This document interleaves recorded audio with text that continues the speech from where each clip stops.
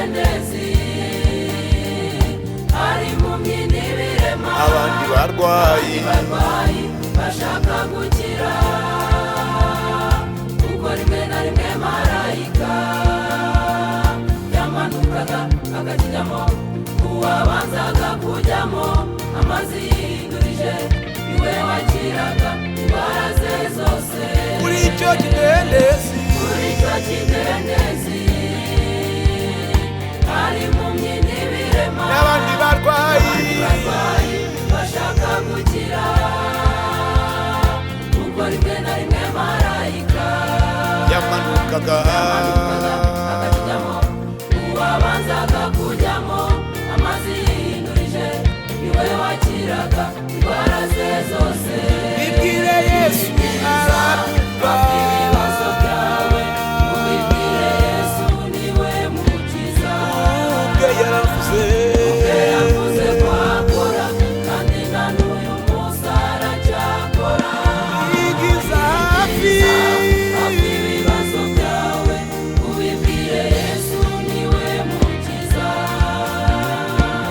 ubwe yavuze ko akora kandi na n'uyu munsi aracyakora.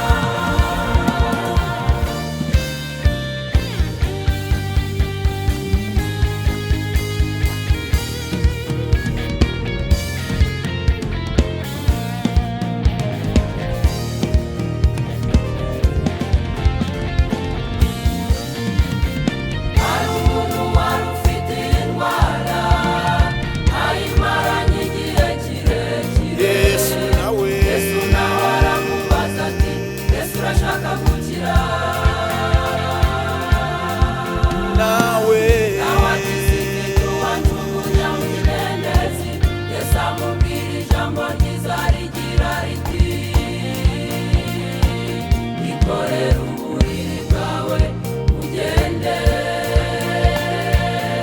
ikorere Ikorere uburiri bwawe ugende. Hari umuntu wari ufite indwara ayimaranye igihe kirekire, Yesu Yesu nawe aramubaza ati Yesu urashaka gukira? urashaka gukira, Nawe ati simfite uwanjugunya mu kidendezi, Yesu amubwira ijambo ryiza rigira riti ikorere ikorere uburiri bwawe ugende. Ikorere uburiri bwawe ugende.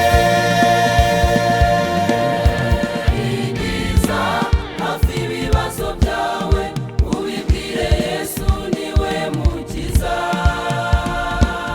ubwe yavuze ko akora kandi na n'uyu munsi aracyakora. yigiza Igiza hafi ibibazo byawe ubibwire Yesu niwe mukiza, ubwe yavuze ko akora, yavuze ko akora kandi na n'uyu munsi aracyakora.